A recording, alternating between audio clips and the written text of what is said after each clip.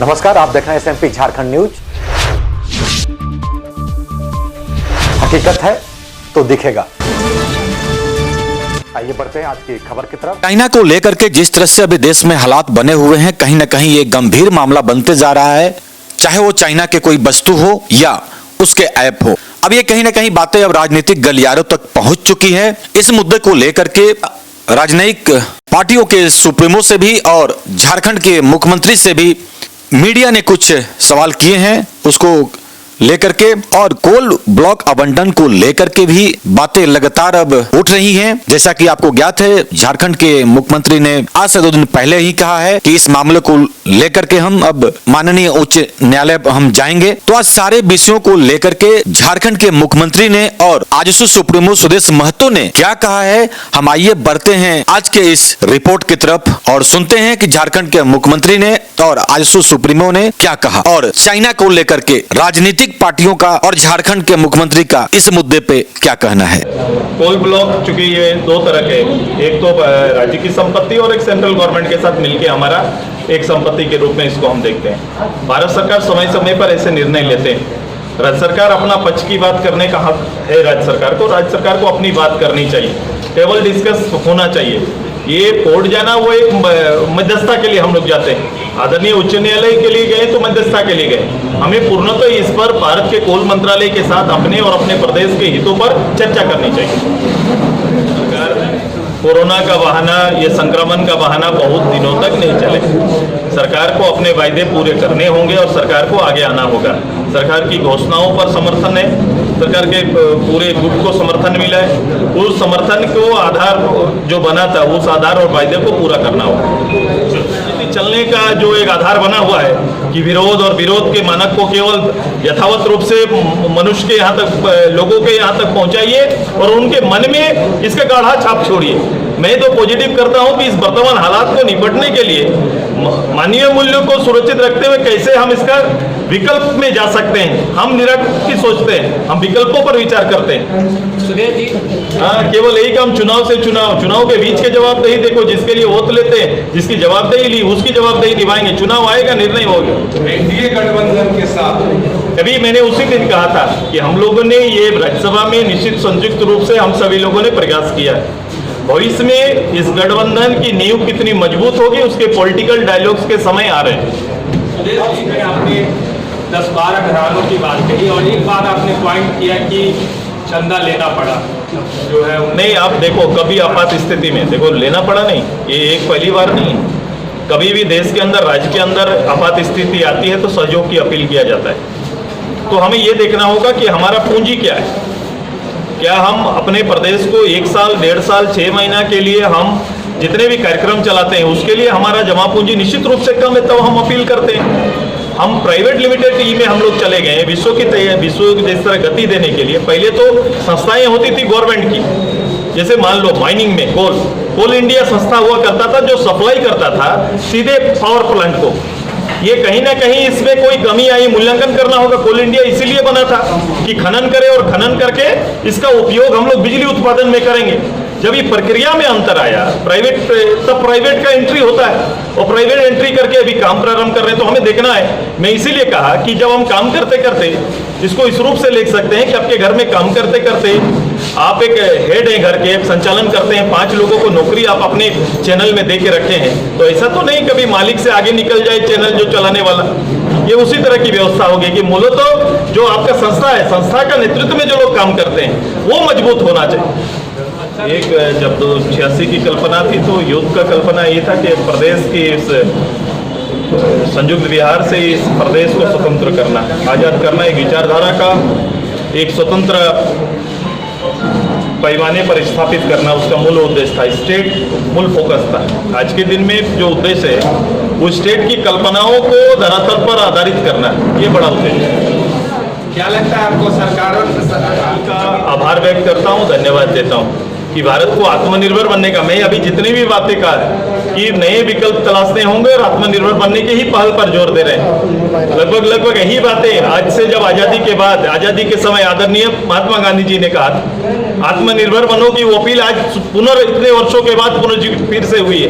ये लोकव्यापी हो जाए, लोगों के तक चली जाए और हर लोग इस ओर सोचना प्रारंभ करें तो निश्चित रूप से हम लोग आगे जाएंगे। जहां तक चाइना के साथ व्यापारों का मामला है, ये सेंट्रल गवर्नमेंट के अधीनस्थ है।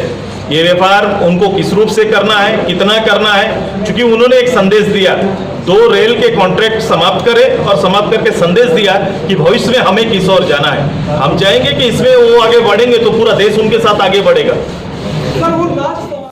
देखिए, चाइना का सामान लेना नहीं लेना ये भारत सरकार का निर्णय है। राज्य सरकार का इसमें कोई बड़ी भूमिका नहीं है। अब ये केंद्र सरकार पर निर्भर है कि वो किस दिशा में मौजूदा हालात को देख रही है। कई विशेषज्ञ इस पर चर्चा भी कर रहे हैं और मुझे लगता है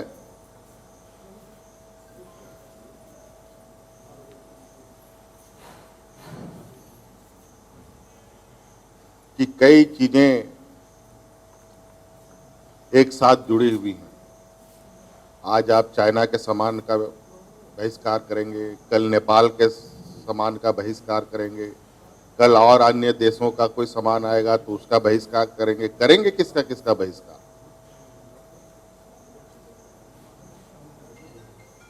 इस देश का अर्थव्यवस्था किस तरीके से चलना है,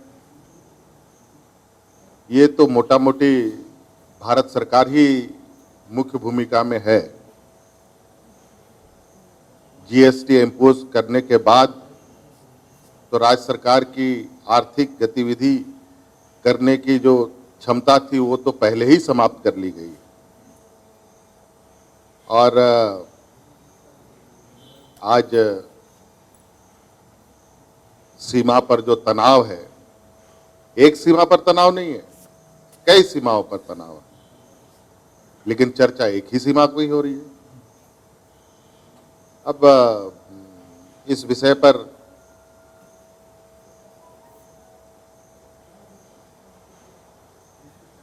तो हर चीजों को केंद्र सरकार को देश के समक्ष स्पष्ट रूप से रखना चाहिए, ना कि छिटपिट तरीके से अपने कार्यकर्ताओं के माध्यम से, अपने बैकअप मतलब ऑफिस से या अपने कथाकथित एक वातावरण में संदेश देने वालों के माध्यम से संदेश को ना दे। सरकार को अपना पक्ष बिल्कुल देश के सामने स्पष्ट रखना चाहिए। एक तो इतने वर्षों के बाद, 40-50 सालों के बाद, जिस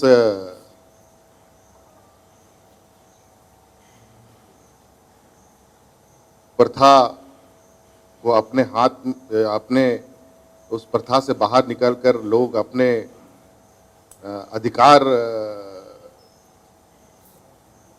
की लड़ाई या अधिकार पाने की स्थिति पर आए हैं, तो उस पर भी अड़ंगा लगा रहे।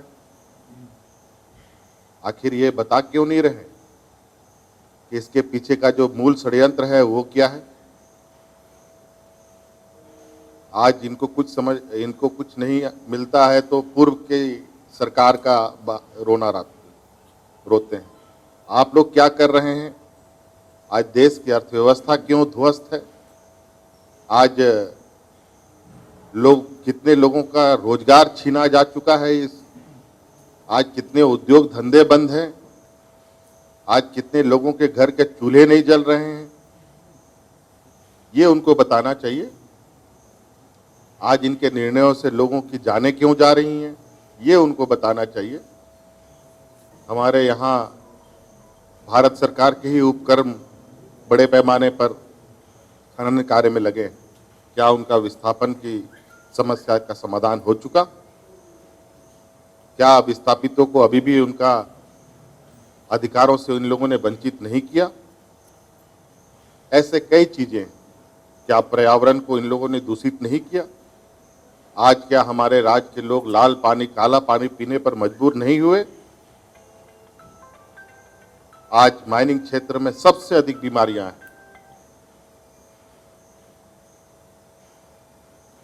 आज ये मौका राज्य के समक्ष आया है, वो तो किस तरीके से चोरी छुपे ये चीज़ें आगे बढ़ी हैं, अब संज्ञान में हमारी आई है, तो अब पूर्ण तरीके से इस पर हमारा नज़र रहेगा और इसको लेकर बिल्कुल मेरा मानना स्पष्ट है कि राज्य सरकार पहले अपने हक अधिकार की को सुनिश्चित करेगा, तभी चीजों पर आगे।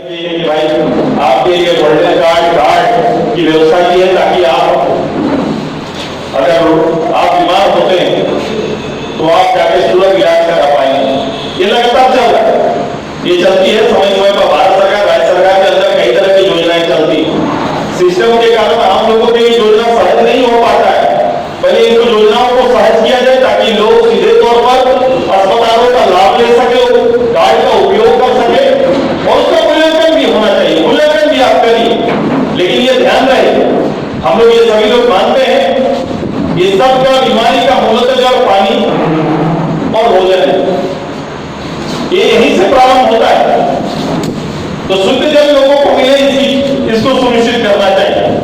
हमारे तक स्कूल में शुद्ध जल नहीं दे पाए, शौचालय में जल के बारे में हम लोग चर्चा करते हैं, स्कूल में खाना बनाने रसोई में यहाँ पर शुद्ध पानी नहीं पहुंच पाता है।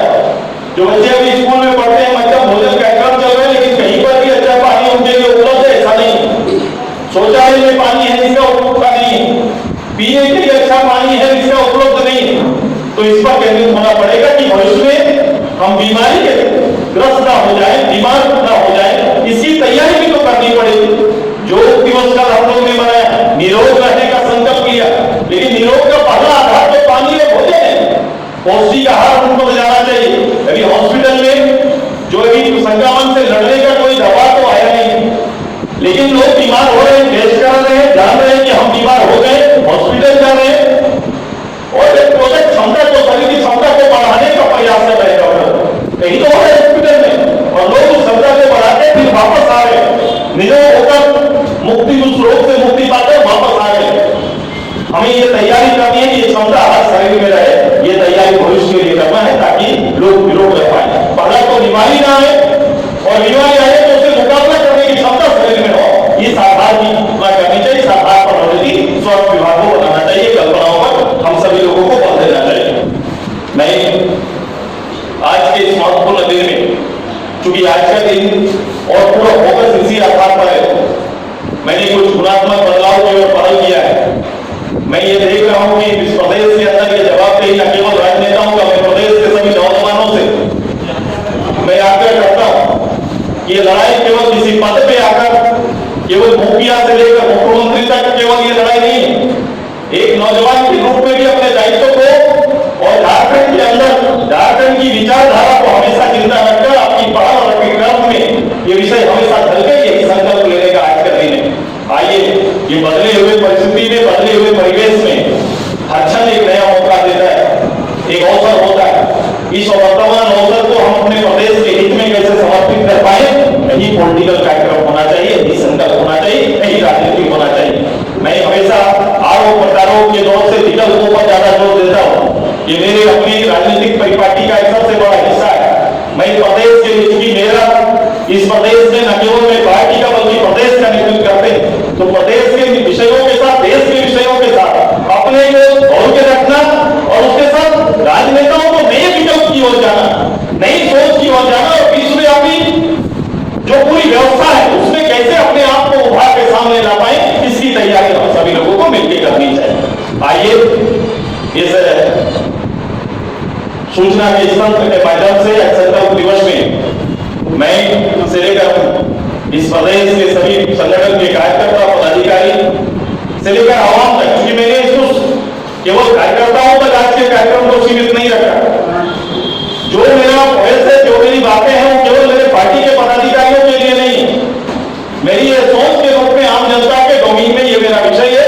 इस विषय के साथ हम सभी लोगों को आगे जाना है। पद पर आना, सरकारों का बनना चलेगा, आता जाता रहेगा, लेकिन ये बहुत महत्वपूर्ण है